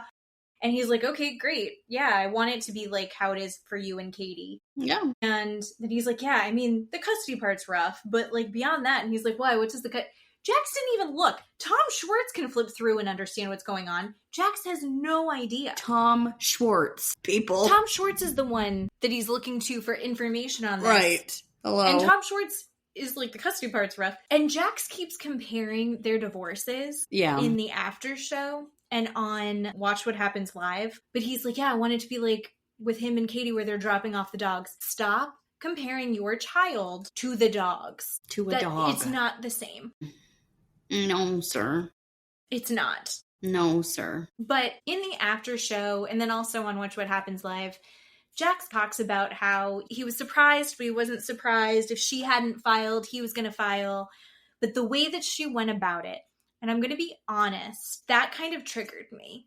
Because I have had relationships and experiences with people like Jax Taylor, where they can never really be held accountable, and then they'll say all the right things and about how, and they'll sound so emotionally intelligent, and then 2 seconds later they're turning it on you. Yeah. I wanted you to go about it the right way. Yeah, I wanted her to file for a divorce, but I'm not happy with how she went about it. The way that she went about it was really wrong. What the fuck are you talking about? Yeah. When people are like, yeah, she did what she was supposed to do, but it was the way she did it. And they twist it, no matter what, she's gonna be in the wrong. Yeah. It's so fucked up. It makes me insane. Yeah. And then he took the paperwork that she had sent him and he filled it out himself and he filled it all out wrong. And when he turned it in, the court's like, none of this is correct. Mm-hmm. She said that he ended up in contempt of court for not filling it in correctly. And so he had to hire a lawyer. We just go through mediation and not get a divorce. And she said, no, I'm getting a divorce. Doesn't mediation still lead to a divorce? Yeah. Yeah. And you maybe don't have to have a lawyer for mediation, but you have to hire a mediator. He's like, yeah, she made me hire a lawyer. He had to hire a lawyer because he filled the paperwork out so horrifically incorrectly. Yeah. So I didn't know that you could be in contempt of court for filling out paperwork wrong. So she said he was almost in contempt. And what that means is there was a date timeline to turn it in. And they were going to... Of course he would wait. And they were going to miss that date. That's all that means. There was no, he's going to get arrested. There's none of that. They were just going to miss the deadline to meet. That's all. So then they'd have to start from scratch? Yep. Ugh. That's all. That's all. And so they said that the divorce is going to happen officially July 21st. How much of that information are we going to get? It's California. TMZ picks up a lot of that. Oh, yeah. Right? We'll probably get it all. I'm sure we'll get it all. I would love to get all of the information. Oh, yeah. Because I'm sure we will. He talks about all of this in the Watch What Happens Live. People are not happy with Jax. The internet is up in arms. He's an abuser. They don't think he should have the platform of being on television. Yeah. I fell for the thing about him being fired. He hasn't been fired, apparently. I'm going to sneeze. I heard that Kristen said that he shouldn't have been asked to be on Watch What Happens Live. She did. Oh, okay. She did. Andy Cohen actually read that tweet. And Jax Taylor talks about how this is his show quite a bit. He was like, yeah, well, she's not the boss. Andy's like, okay, but that's her opinion. He's like, she's entitled to have an opinion. It doesn't actually mean anything. And then Kristen said something else nasty to him right after. She was like, how about Jax can shut the fuck up? Keep my name out of his mouth. Oh, okay. She just had her baby, too. I know. I'm so happy for her. A little baby girl named Kaya. Yeah. Andy Cohen basically just starts reading off all the nasty things that people are saying about Jax. And Andy Cohen is clearly pissed at Jax. Mm-hmm. I don't know what the power corporate structure is of that, but Andy Cohen's sick of him. Yeah. And he's like, do you want to respond to these people who think that you shouldn't have a platform and don't have a right to even be on tonight? Jax is so fucking smug. Yeah, I can see why people would be really triggered, and I'm so sorry about that. That would be hard for a lot of people to watch. He's talking about how he wishes he could have a better divorce like Tom had. And Andy Cohen's like, then be kind. You could have a good, amicable, be kind. And then another part, Jax is like, my biggest regret is that I didn't ask for a divorce sooner. My biggest regret is that we stayed together as long as we did. And Andy Cohen's shouldn't your biggest regret be how you treated Brittany? Yeah. The way that you treated her? And Jax is like, oh yeah. That too. Yeah. But I never cheated on her. And you're like, I'm sorry, I'm never going to stop saying he threw a table at her. Yeah. And she was black and blue. Yeah. This is why punched holes through walls. This man should not have a platform like this. Exactly. Part of me feels that way. Another part of me honestly, I will watch him. If he's on television, I'm going to watch it. I'm going to hate watch it, but I'm going to hate watch it. I can't. I honestly think there's part of this is good for people to see because they might draw parallels in their life where they go, holy fuck, he's a piece of shit. And my boyfriend just did the same thing. And this is what it could end up like. And I want Brittany to get paid. I want him to be able to pay her back for all of the shit that he has done with his taxes. Who hasn't made a mistake on their taxes? I've never made a $1.2 million mistake on my taxes. Yeah, on purpose. I think he did it on purpose, but... Also, I don't think I've ever made a mistake on my taxes because TurboTax is a thing. And if your taxes are more complicated than that, H&R Block, right down the street. It's not that hard. Also, if you're a celebrity, you hire someone to do that for you. Right? It's not that fucking hard. Yeah. The other part of this, Tom Schwartz literally says in Watch What Happens Life, Andy Cohen is asking him like what he's seen. And he's like, are you asking me if he's changed? No, he hasn't changed. There are parts of him that are more aware and parts of him that I'm seeing some growth, but no, he's still a menace. He will still rage text. And he's like, but I'm holding space for him to grow and change. How long is everyone going to continue to wait for that to happen? I think that's their problem, right? That is Tom Schwartz and Jesse and Jason and all of those toxic people. I call them toxic people. That is their problem. And that toxicity is always going to be there because of Jax. And poor people like Brittany that have beat their head against a brick wall and their forehead has caved in and their brains are showing and they're tired of it now, have stepped away. And unfortunately, they're still in this toxic friendship group, but they can't deal with Jax anymore. They have come to some sort of, I just can't deal with this anymore. But these other fucking people are like, I'm just going to hold space. I'm just going to be there for you, where they're not going to get it. He's going to be like this till he's dead. He's not going to change. Yeah, I don't think he's capable of it. And you have to choose. I'm all about choices. You have to make these hard choices in life to choose to be around this kind of a person. And if you choose to be around this kind of a person, you say, yes, this is who he is. This is what he does. And that's it. And that's it. And I think, unpopular opinion possibly, maybe not, I don't know. When a couple breaks up, choose a side. Just pick a side. Make it easier for everyone. Don't make everyone hang out together. Nope. Don't make Jesse and Michelle be together. Don't make Brittany go to a party with Jax. Nope. Let everyone not be cool. And eventually your kid's marriage. And those are the times that you get together and you are cordial. And then after that, don't talk anymore. Unless you absolutely have to for legal reasons. Right. Yep. There are people in my family that I don't talk to because of these reasons. I choose not to talk to them because they're not healthy and they're not safe for me. And they're my goddamn family members. But these people are choosing to be in this friend group. And this is amazing to me. And I just don't understand. But then they go on these shows and they go on social media and they're like, it's going to be fine. And oh, he's going to change. And oh, right, maybe. So no, you're choosing to be there. Just say, I'm choosing to be his friend. I'm going to stay. Okay, then that's fine. That's what you're doing. I can't do that. I would make a safer choice for myself. And you can. People don't understand that you can do that. Absolutely. You can be done. Yeah. I used to think it was a sign of maturity to stay friends with your exes. I was like, if you can remain friends after, that means that you're both good people. And oh my God, no. And it's like, not being friends anymore doesn't even have to mean that you're not good people. No. You can be a good person.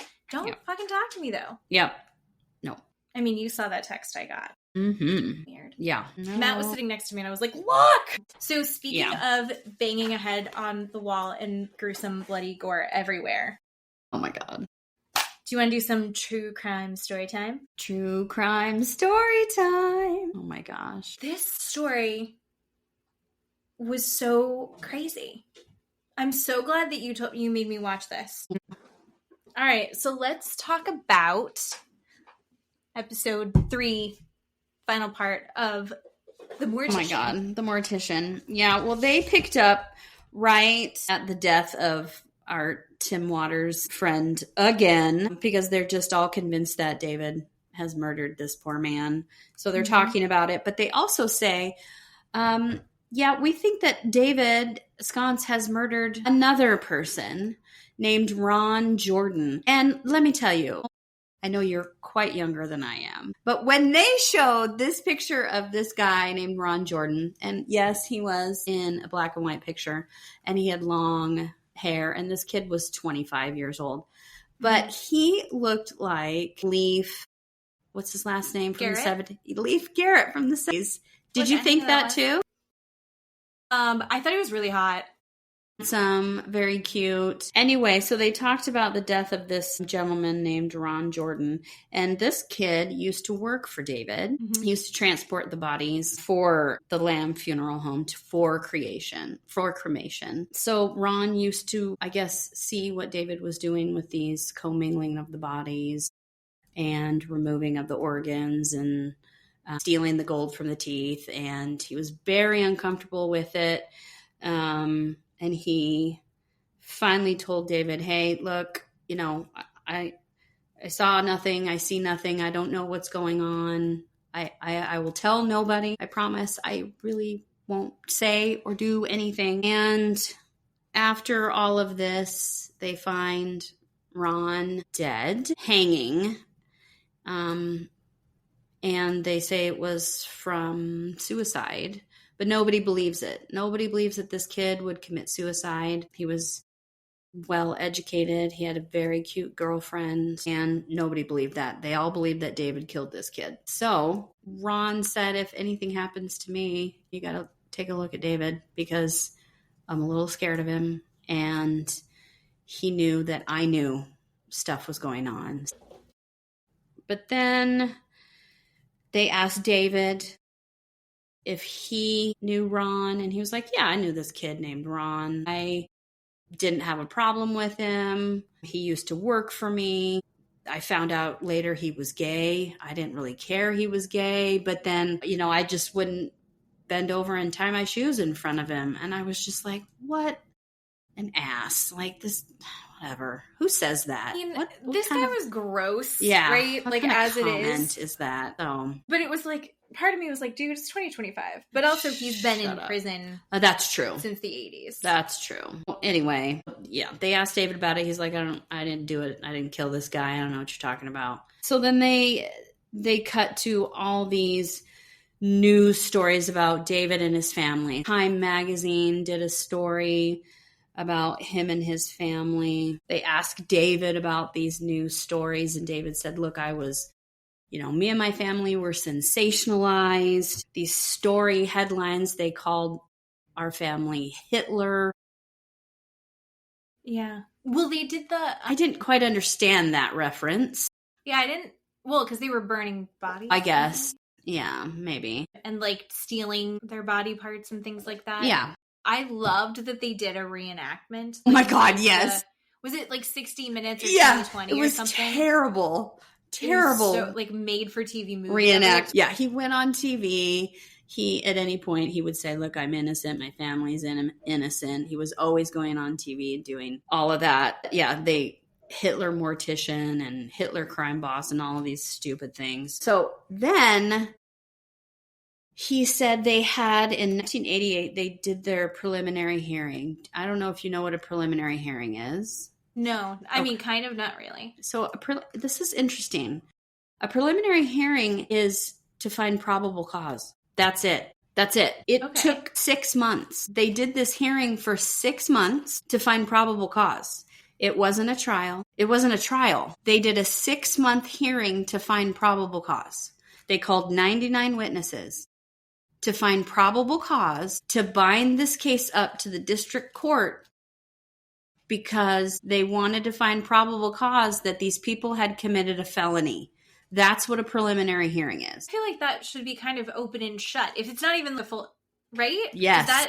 That's the problem there. Okay. Yes. So I have never, ever heard of a preliminary hearing taking 6 months. The longest I have personally seen a preliminary hearing is 5 days, is 1 week at my job. Mm-hmm. But 6 months and 99 witnesses, that is unbelievable and unreal. Typically what they call it like a fishing expedition. Each side wants to see what the other side is going to say kind of during trial, what their witnesses have and stuff like that. But all the judge is looking for is if there's probable cause enough to bind this over for a felony charge. And that is it.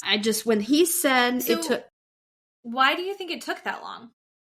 I don't know why they needed to do that for 6 months.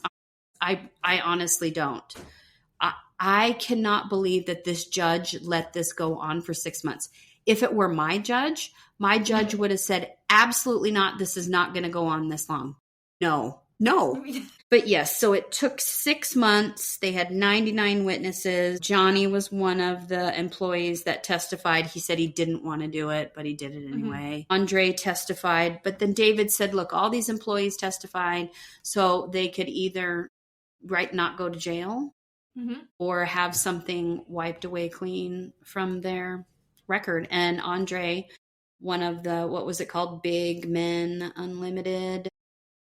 Oh, yeah. Yeah, he said, look, I did it so they would wipe my slate clean. So he admitted doing that. So he testified against David and his family. They said when the victims got up there to testify that the defense attorneys were really adversarial towards them, right? Saying, look, you signed this contract that said that they could remove body parts and they could remove tissue, and that you had the consent of the next of kin to do that.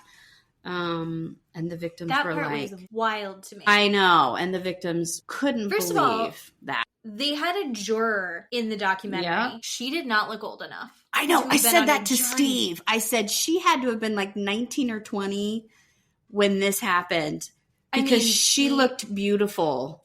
Good now. And young. Yeah. So that was in the 80s. That was 40 years ago. She looked 45. 100%. Oh, I know. It was some of the stuff that they had where they had clearly snuck it in to it. Because you're not looking at... I don't know. You're so upset and bereaved, right, when you're trying to do all this word stuff. Word for word, the contract, especially if it's several pages. No, my God. Anyway, so they go to David's wife, and she said, during that time I was running out of money, and I went to my in-laws and said, will you help me? And they said, no, go on welfare. Get out of here. Bye. Kids. Bye. Yeah. And we're saving money for David and our attorneys and getting him. She said, I didn't know 90% of what was going on. And she was really upset about a lot of it.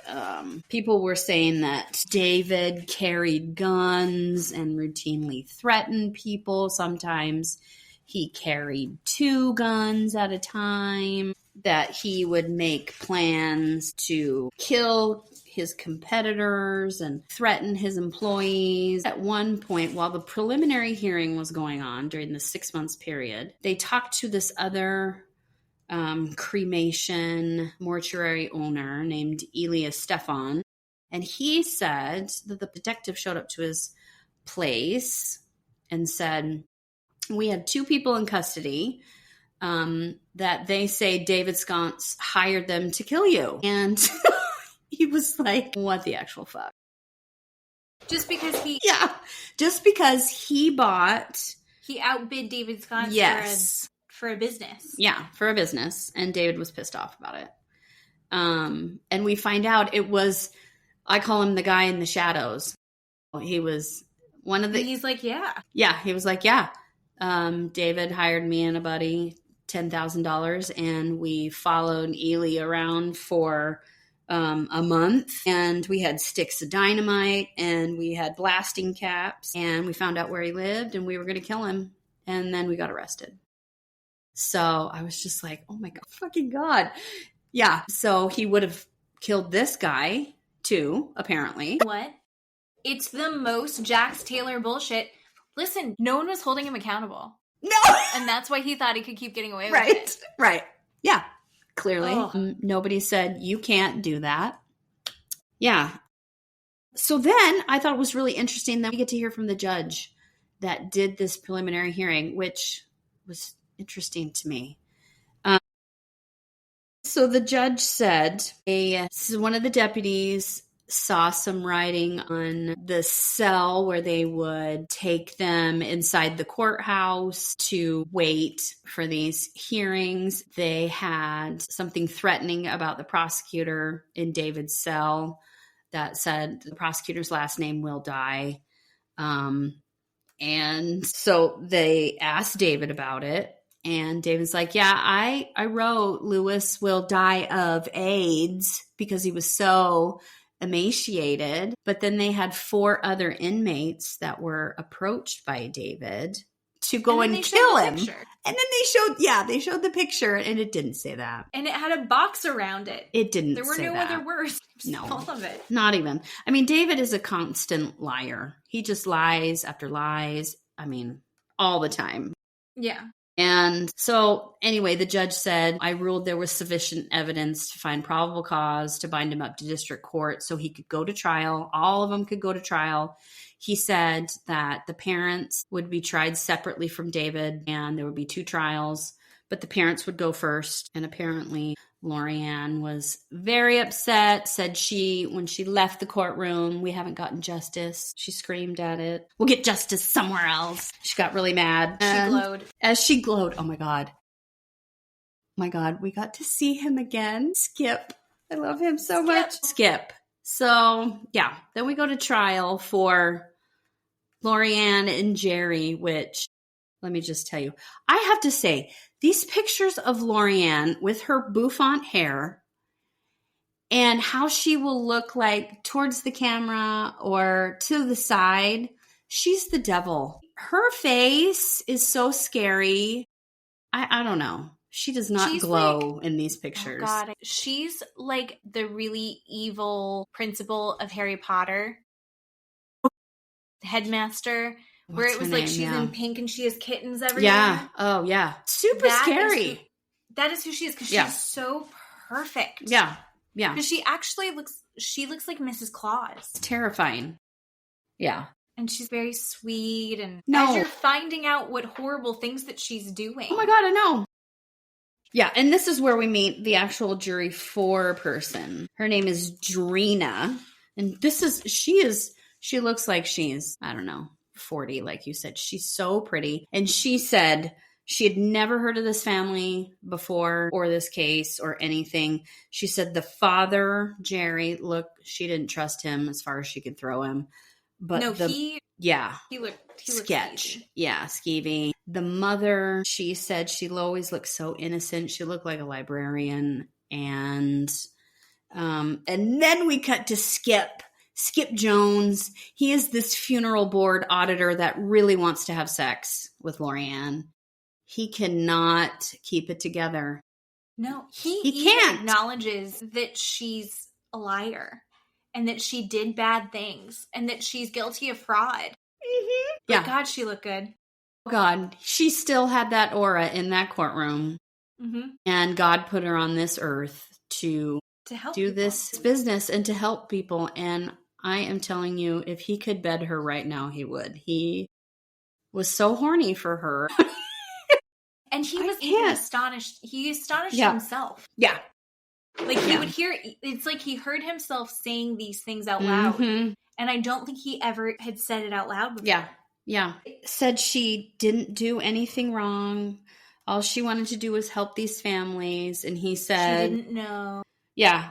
She would have given Meryl Streep a run for her money when she was testifying. Then they're like, here's proof that you forged everything. Yeah. Oh my God, yeah. I didn't know. So their defense apparently were pitting each other against. So David was Jerry and Lorianne, and David was incorporating them into his scheme, I guess, that Jerry and Lorianne had no idea what was going on. And David made them do it. And they were just victims of the whole thing. They asked David, hey, did they know? And he was like, Of course they knew. They knew this whole fucking time. Right. So he did say, he's like, I would fall on my spear for them. I lied, said that they didn't know. I tried to cover it up for them. Drina, the jury foreperson, she said the defense tried to make it that towards us, not to believe that they didn't have anything to do with it. And evidence was so overwhelming that they absolutely knew what was going on. They 100% knew what was going on, and they were totally and completely involved. So that's when they showed the document that they signed, that they had changed, where it said the family, like the Lamb family, had the authority to cremate the body, but then they changed it to the family had the authority to remove the tissue and remove the organs. So after they had signed it, then they would change the document, and the families didn't know that they were doing that. But then Steve was asking me, he was like, how, after they signed it, how could they come back and say, well, but you signed this document? I'm like, well, they could figure out that the document is forged, right? You know, that it was a fake, that they changed the bottom of it. They faked all of that. And then it came out that Lorianne was forging the signatures of some of the family members on these cremation forms and misspelling the family members' names. And we never knew about any of that previously. And she said she didn't know about any of that either. She's innocent of that. The jury foreperson said, to be honest, when we were deliberating, we were all hoping that they'd get life in prison. Obviously, they found him guilty, but the judge only gave them 3 years and 8 months each. Which is wild. Yeah, I thought that was not good. That's not good. And everyone was mad about 20,000+ families that were affected and victimized by these people, and they got 3 years in prison. And I don't think they served, the 3 years.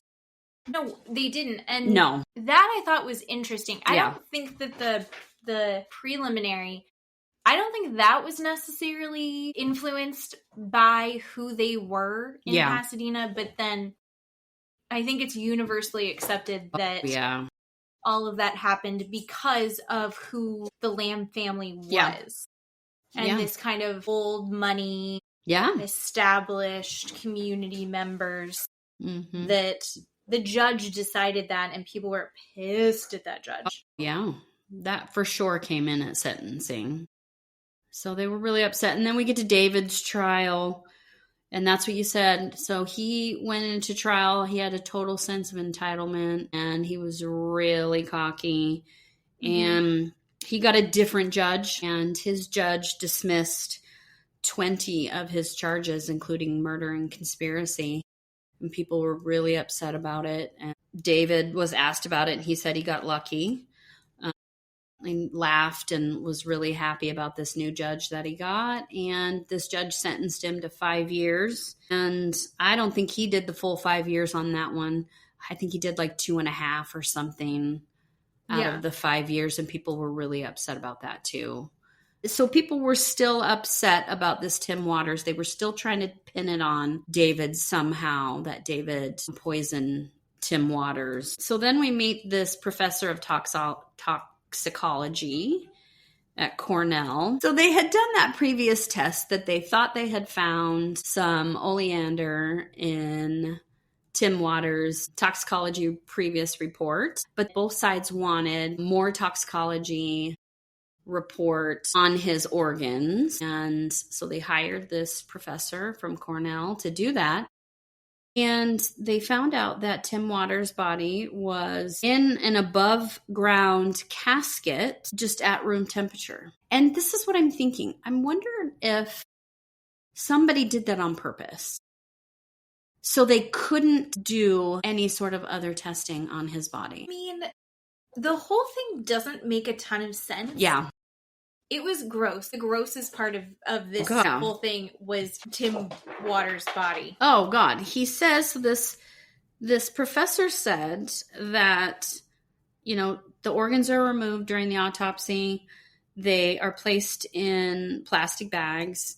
He doesn't know if they were placed in some sort of a Ziploc bag or what kind of plastic bags, but they're in the casket with Tim Waters' body, but just beside the body. And he was given the liver to do the toxicology sample on. And when he looks at the liver is basically, he called it chocolate pudding. It was just mush. It was so decayed. Right. Yeah, I can't even begin to know what that would smell like or look like. Yeah, I was just going to say, what do you think it smelled like? Oh my God, I don't. So they had this special instrument that they used to test for it, and they didn't find anything. So they went back to court, and the judge dismissed the murder charge. But this professor said, just because he didn't find it doesn't mean that it wasn't there previously. So that's why I'm saying I feel like somebody did that to his body on purpose. I don't know. Like it had deteriorated beyond... Right. And everything had broken down at that point. Right. But I mean, if they can't find it, then they can't prove it. True. It's hard. You can't really charge it. Right. But they had people saying that he had told people. Yes. And he had that book on how to use. And that's not True. enough. 100%. All of that. I mean, we get to see a weird little snippet of David talking about, during the time that he was waiting in the county jail to see if he was going to be officially brought up on these murder charges. His grandpa on his dad's side or his mom's side died. And he's crying. Talking about this memory. That seemed very genuine. It felt very Jax Taylor to me. Because he was in jail. Yeah. He wasn't able to be there. Right. When his grandfather died. And then his grandmother died right after that. Yeah, so I wrote down the dates, March 29th, and then his grandma died April 2nd. I mean, and he's sobbing, talking about this story, and I'm going, but then you're telling other people that when bodies are dead, just buck up, just suck it up, buttercup, It doesn't matter because they're not there anymore. Right. Yeah.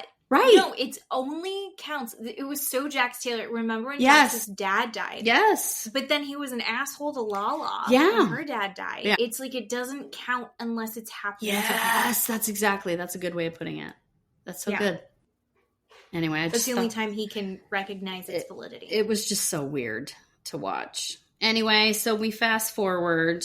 That was 1991. 3 years later, 1994. Everybody gets out of prison. They all happily move to Lake Mojave, Arizona. Lorianne and Jerry are living next door to David and Barb. And David gets a job driving buses.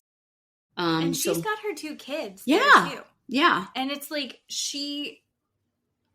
she went through this horrific ordeal of finding out that her husband's doing all of these awful things. Yeah. Her in-laws, who she'd put up onto such a pedestal, they had been doing horrific things, and she's a stay-at-home mom. She has no money. She's asking them for help. And they're like, fuck off. Welfare, baby. And see ya. And she's still there raising her kids with I know. Next door and her husband. Yes. Oh, yeah. It just was very icky. Gave me the ick for sure. Yeah, so he's driving this bus, taking people across to go gambling, and the bus company gives him these bus tickets to sell. And what does David do? He decides, look, I'm going to make my own bus tickets so I can make my own money. And he gets caught. On probation. And arrested. Yep. So he gets charged with a Class 2 felony for this bus coupon scheme and goes to prison for 5 years in Arizona.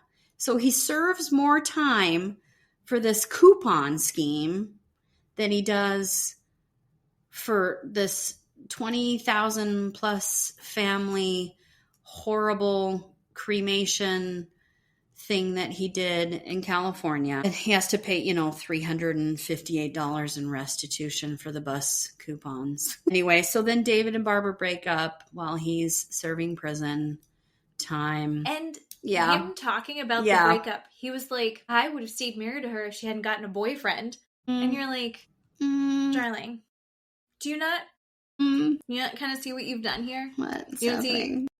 You never cheated on her, so everything has to be forgiven. You're not the bad guy. Right? Oh my God, Sir Jax Taylor. Right. And so then after that, he has a string of probation violation problems. We see they just plop off these years. 1996, probation violation. 2002, 2006, 2012. Was that the gun thing? Yes. In Montana, he gets convicted of stealing a gun from somebody in Montana. So they charge him with a federal firearm charge. Well, he wasn't allowed to have a gun. But Right. then he also proclaimed that he wasn't a gun guy. But then he's also in other times described guns. Right. And he's like, oh, that was a nickel-plated blah, blah, blah. Right. And you're like, what the... Who knows who knows that about guns? People who are gun people. Yeah. And other people are like, yeah, he used to have 1 or 2 guns around on him at all times. He's like, I wasn't a gun guy. Liar, liar, liar. I mean, you cannot believe anything this guy says. So yeah, then California pops him and gives him 25 years. 25 years for this federal... Sick of his shit. Yeah. Yeah. 100%. And so then that's where we circle back to the first episode where we see him getting out in 2023, the very first part. And that's where we end up at the beginning of this documentary. Then they circle back to this former inmate, his cellmate, Scott. This I love this guy. He's the guy that said, look, I'm a criminal, but I'm not fucking crazy like this guy. Yeah, he said, talking to David, he would never take responsibility for anything. David's always a victim. If none of this would have ever happened, he would have been left alone. I wrote this down. He would have been the mortician of the world.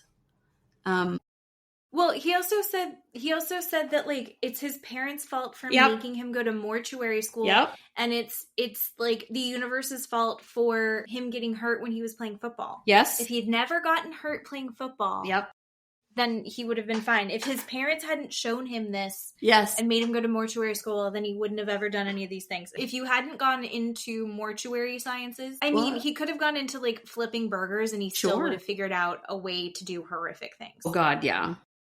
So then they ask him, you know, what's your relationship with your family? And he says, I've been abandoned. It's non-existent. Victim again. Jax Taylor. We find out his grandpa died of a brain tumor and his grandma died in 2000. And he was only told of his dad's death while he was in prison in 2019 by a friend. He's never heard from his mother again after his dad's death. That was so crazy. We do see a little film, a little snippet of his mother kind of far away in this house or shack, and she's sitting on the back porch or something. Yeah, it looks just like a modular there. Home. Yeah. She had declined to be interviewed for the documentary. Yep. And you just see her looking like she had been so pristine and put together. And then you see her kind of in this, like a little ramshackle house, just looking rough. I told Steve, I said, you know what this reminds me of is that movie or show, Grey Gardens. The mom and daughter. And she used to be something. And now she is, it's like awful. How the Mighty Have Fallen. Yes. Yeah. So then the producers, they go back to Johnny, one of the employees. They ask him if he's had any guilt or remorse. And he was like, I didn't think I did anything wrong. I had a job and I was doing drugs, and it was the job and the drugs and, my family, some of them still don't talk to me. And then they talk to Andre and he's like, hey, I'm 64 years old now and I'm kind of like the last man standing around. And then we hear that, the other guys, Danny died from a skydiving accident. And like a freak accident. Yeah. And Dave Edwards died. He got AIDS from a blood transfusion. And then they talked to the guy in the shadows that I call him. They asked him if he'd ever want to be cremated. And he was like, yeah, of course. Totally want to be cremated. And put me in with a bunch of people. Yeah, I totally want to do that. He's like, I don't know if I'm going to heaven or hell, but I don't want to go by myself. Put me in with a bunch of people. Yeah, man, I totally want to do that. And then they talk about the laws and the regulations today. Yeah. They say that this case was the incendiary, basically, for massive regulations in the funeral service practice. They have incredible rules regarding cremation, more statutes than any industry. And there's more clarity in the decision-making process for consumers. More laws were passed and to inspect crematoriums, and certain specific things are now felonies because of these people. But again, there's still crematoriums that are involved in scandals. There's still things going on even to this day. Yeah. I mean, we even had one in Pocatello not long ago. Really? Yeah. Oh my God, yeah. So, oh yeah. And yeah. Then they talked to David about what's going on with him today. And he's, of course, a victim, right? He's like, when is enough enough? Here we go, Jax. I've lost everything. I can't change what happened. But what am I supposed to do? What do you want me to do? Really? Really? No accountability. No accountability at all. No responsibility. We don't say we're sorry. Nothing. He does wish he had pulled permit. Right. I wish I would have pulled permits. And then the producer says, is there anything I didn't cover that maybe you want to ask that I should have? Anything you want to say? And David's like, maybe all coy. And so then they just quickly shoot back to Scott, who's his former cellmate. And then Scott says, yeah, David believes he's the smartest guy in the room. You go to jail and everybody in jail knows to shut the fuck up. You don't talk about your case. You don't talk about anything except David. David tells everybody everything. And then we go back to David and David starts telling the story about a gun. Yeah. Which he doesn't own a gun. He knows nothing about guns. He's not a gun guy. He's not a gun guy, but he says one night he's going to the crematorium with Barb, his wife, and he gets out to unlock the gate, and this kid jumps out of the weeds and holds, what did you call it? This nickel-plated something to his head. Number something. Right. Like that. And says, give me your wallet, give me your watch. And David says, look, I've got this $60 in my wallet, and here's my stupid Casio watch. And then David proceeds to say that his wife, Barb, is reaching across him to pull out a 9mm gun. Looking at his wife, do you think this poor woman is going to reach across and pull out a gun and shoot this kid? No, not for a second. No. And he's like, but of course, I had taken it out to the range, and when you're shooting... Yeah. This kind of bullet keeps getting stuck, so you have to get this service done on it. And he's explaining the ins and outs of how these guns work, but he's not a gun guy. No. So not you're even like, all right, close. cool, whatever. Not even close. And they pause and they're like, well, we actually have to reset the tape or something. And he's like, well, just between you and me, I can't tell you any more of the story anyway. That part. Yeah. And they're like, wait, what? Yeah. And he's like, well, I can't tell you anymore. And they're like, well, we don't want to know. Then don't tell us. He's like, at least not on camera. Yeah, I know, right? And the guy that's recording, he's like, well, then I don't really want to know. Mm-hmm. No, if it's not something that you can talk about openly, then yeah, I really don't want to know about it. I wrote it down. He goes, I think I found the guy. And then he says, well, I've got another thing I'll tell you, but I can't talk about that either. And he goes, then David says, really, there's 3 altogether. And then they cut back to the guy in the shadows, and the guy goes, well, how many murders do you think David's been a part of? And the guy goes, well, 3. And then the producers and David's like, we'll come back. That's another day. That's another story. And then that's the end of the show. And you're just like, what? It's like is happening? The Jackal? Where at the end, he incriminates himself? Yes. Yeah. No, yeah. He's a complete murderer. And I think this Scott guy probably knows more, obviously, than he's telling. Or infers, maybe, that he knows something. Sure. David is so happy to tell people. Anybody who's listening, he wants to tell you. Oh, yeah. For sure. I feel like an investigator could pretend to be doing another documentary. Befriend him and you're going to get all the evidence you need. Oh, yeah. So gross. That guy sucks.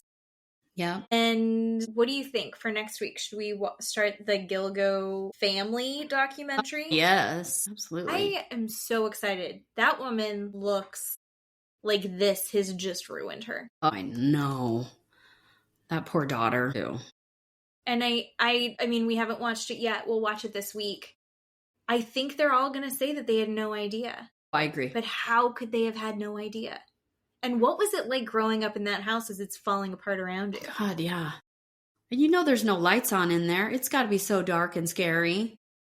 Ugh. But they also said they were always on vacation or Norway or wherever she's from. They were gone while he was being cuckoo crazy. So maybe that's why they didn't know. I don't know. We'll find out when we watch and tell you about it next week. Yeah. Yeah. And also what crazy new thing Jax is doing. And if Huda is still in the villa. Do you want Huda to be in the villa? I kind of do. I kind of want her to stay until movie night. When they watch back the movie night, I want her to stay until movie night. I think the only couples that I really am super into, I think it's really just Taylor and Me too. Olandria. I really like them. And I like Austin and Amaya. I haven't got to see them yet. I'll watch it tonight, but I think they're probably going to be cute. I don't know if they're going to be like an amazing long-term thing, but I feel like they fit together. Yeah. I don't want to hang out with them, but I will watch them do weird things on this show. Yeah. All right, so next week we have more Love Island, we have more Valley, and we have Gilgo Beach family. Yeah. Thank you for listening. Thank you. I'm sorry about the cats. I swear to God it will get quiet. And now it's all quiet. And now they're done. Now they're done. That always happens. Because they're on the other end of the house doing it. Thank you, Keeley. Thank you. I love you.